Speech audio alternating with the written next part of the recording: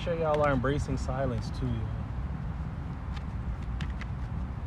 That's where all the magic is. Because if you're always talking, if you're always moving, you're always doing something, you're missing the universe flows is much slower than how they have us moving out here. So if you're only moving fast, only keep moving as fast as you feel all the time, because you're sometimes going to be uncomfortable to stop and slow down. But you can't give in to that comfort and just be like, fuck it, I'm going to just keep moving. Because it's like the speed of miracles, the speed of divine guidance, the speed of your intuition, all that is slower than that. So you're going to miss it if you're constantly moving, constantly keeping up with how they have you moving, which is the point. So if you look around, you're keeping up with everybody, you're moving, like, you might want to look in the mirror and make sure, that's what you want to be doing and not just the default or what they have you doing. Because like I said, when you slow down and you spend time in silence and you just move a little slower, you'll hear your guidance a little bit better. You'll see it a little bit better. You'll have more room to think and like pause and be like, what am I doing? Or how do I feel about this? Or what do I think about this? Or where do I want to go next? But if you're always moving, like the thoughts at that speed are not bad. Like they're much faster, And then by the time, like you would start to think, it's like you're probably tired, you're probably burnt out, and now you just want to stop. And then, you just go to sleep or something, and then, I don't know, but definitely spend time in silence, even if you have to schedule it at first, Like, boom, spend 5 minutes not talking, not looking at a phone, nothing, just sitting there. Start light, start with 2 minutes, whatever it is, but definitely foster a relationship with silence. And then foster a relationship with stillness as well. Because there's definitely things for those things to teach you. So, yeah, silence and stillness are hell of a teachers. They're damn, you know what I'm saying. But yeah, so get comfortable with them. Foster a relationship with them. Get to know them. Figure out what you like about it, what you don't like about it. See who you are in those spaces, see where your mind goes in those spaces, and just get to know it. And then from there, you'll become more comfortable with it, and then you'll be able to experience all that it has to offer.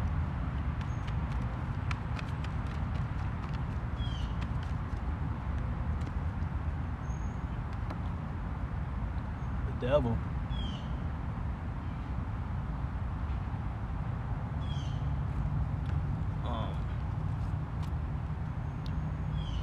Don't get too lost in your mind. Understand that the way we've been using our minds, just generally, everybody's different. Not everybody has the same conditioning. Not everybody's at the same stage or none of that. So understand that the way we've been using our minds, just in generally speaking, it's been blocking us. Like, it's been creating unwanted experiences. It's been creating unnecessary obstacles and strife and issues and things to overcome and all type of things. So understand that the first step in taking control of your life and creating something different for yourself is to know that. How you've been thinking, the thoughts, how you've been processing things, all that is leading to outcomes that are not necessarily ideal. So the best thing you can do is to get in there and start to learn, start researching yourself, like start observing yourself, start deep diving into yourself, start asking yourself questions about how your mind works, what have your experiences been, why you think certain things, if there's a certain cycle you've been stuck in. Take notes on that, like, damn, okay, when did this start? When did I first meet a person like this? Okay, when did I first start abandoning myself? When did I first start saying yes to things I feel a strong no to, but I still say yes? Like, really get into that type of energy and see what's there. And then you'll start to see some of the programming pop up, because that's where it all lives. And it's like, wow, like, dang, I've been doing that since then. Or there was that one moment, and then from then I never did that again. Like, really going back and really being honest and uncovering some of that stuff, because you'll see the program, you'll see the devils in your life, you'll see the energies that that lead you to places you don't want to go without you even thinking about it. You'll see the energies that pop up when things are good and sabotage the whole thing. Like, but that won't come unless you do that, because it's not meant for you to see it. It's subconscious. Like, it's meant to just be operating, you know. But at this point, if you want different, you have to kind of go into the programs. You have to go into your shadows. You kind of have to go in and recalibrate. So understand that this is what this devil card is calling you to do. It's calling you to see it for what it is, and understand that there is nobody just doing things to you. There isn't things that's just happening to you. But understand that the call is coming from inside the house. Like, your inner world is definitely creating your outer experience. So you need to go in there and become familiar with it, because then it'll help you make sense of what's going on outside. You'll start to see it the same way. You'll start to see those same reflections that you saw inside of yourself on the outside, and you'll start to see where things are coming from, what they're tied to, and that'll also help you understand how to move further, and it'll help you understand what lessons things are trying to teach you. Because when you notice an outer experience has a direct correlation to this inner feeling in this part of the body, or from this experience back then, you know how to move in order to remove the block, because you know its root and you know what it's trying to teach you. You know what it's calling for. You know what it needs, or what you were missing at the time where that started. So it's like, okay, I can just give that to myself now, and boom, that unlocks everything. That releases the block, and it's like that probably all whatever it wanted was just an attention. It may have been something you just pushed down so long ago and never dealt with. So now it's just been playing out over and over and over again, trying to get out of your body, trying to get you to heal it, trying to get you to see it, incorporate it, and then grow. But if you never do that, you'll be stuck, in cycles. You'll be stuck in shackles that you don't even see. You'll be stuck, in something that feels good. Like, look, he's got a whole companion down there. There's some flowers at the bottom. Like, but they're whole ass in shackles. There's a whole devil over them. But you can't see it. You cannot see it if you don't look. If you're scared to look, you're scared to face it all. If you're scared to just take ownership of the fact that, hey, I possibly did create all these issues in my life. I possibly did have a hand in it.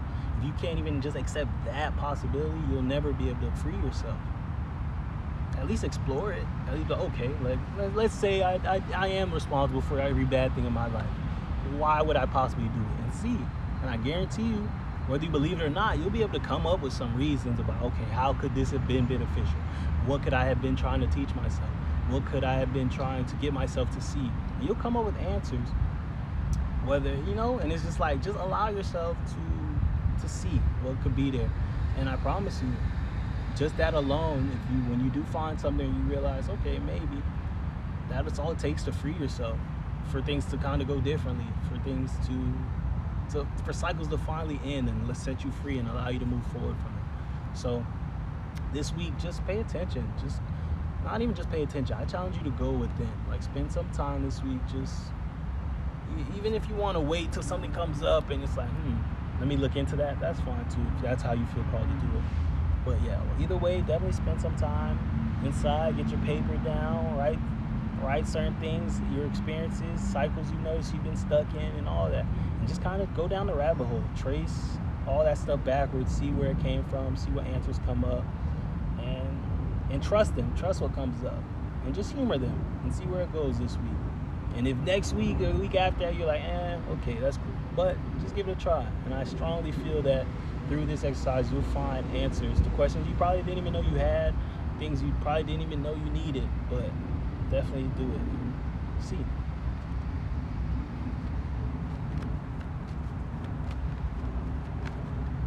Yeah, I promise you, we got the power to do everything, man. To learn everything we want to learn, to process whatever we need to process, heal whatever we need to heal. We just have to know that, and trust ourselves, and be willing to go down the rabbit hole and get lost in it, and not be able to control it all. Just to, let me just show up and see what's there, and sit with it all, and trust that through me feeling it all and just me being there, that I'll end up more myself. I'll end up closer to where I'm trying to go. It will never be a negative thing. It will never, spending time with yourself and learning yourself, and that will never lead you further away. Like, Because at the end of the day, every day you wake up, you're yourself. Every day, everything that happens affects you based on your perception, how you see it, your experiences before, all that. Like your entire experience here, your entire reality is based on you. So you spending time getting to know yourself is how you get to know your experience. Because at the end of the day, the things that hurt you. Like, yeah, there's some things that we all agree on, but there's someone who doesn't feel that way. Like there's someone who, I always use the punch in the face example, but it's like someone punches you in the face that hurt you, know that you generally would see that as a bad thing, a disrespectful thing, a terrible experience. But there's somebody who doesn't see it that way. I don't know where they are, but there's somebody who sees that and they say thank you every time, and that's like a compliment to them, or that's how they say they love you, or whatever the hell, and it's like that's their reality. So it's like they might be walking around getting punched all the time, but they might feel the most love. They might be the brightest light on the planet because, like, in their eyes, everybody loves them, because they're getting punched in the face. And I know it's a silly example, but that just goes to show that your reality is your reality. Like, I know it's easy to generalize things and be like, this is good, that's bad, but it's like at the end of the day, just because everybody agrees on it, there's some people who don't, and that doesn't make their reality not valid, because it doesn't agree with the masses or it doesn't operate the same way. So take ownership of the role you play in your life and your experiences, and understand that the more you get to know yourself, the more you are getting to know this world around you, because the only common denominator in this world around you that you experience is you. You'll never experience any of this world without you being a part of that experience, Like, you can't separate any of it from yourself.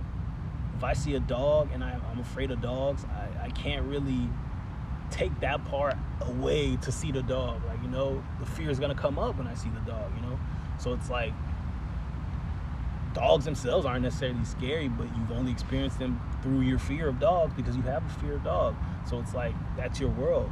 So, yeah, I don't know if that's all clicking entirely. But, yeah, I'm just saying that spend some time with yourself in order to understand your world, because you is what's making all this mean stuff. All of this stuff, what it means and how it affects you, is based on you. So if you don't know yourself, you're going to be limited in being able to process this world around you. So, yeah, it's definitely in your best interest to get to know yourself and to deep dive in, the good, the bad, and the ugly, and to own it all and allow it to all be.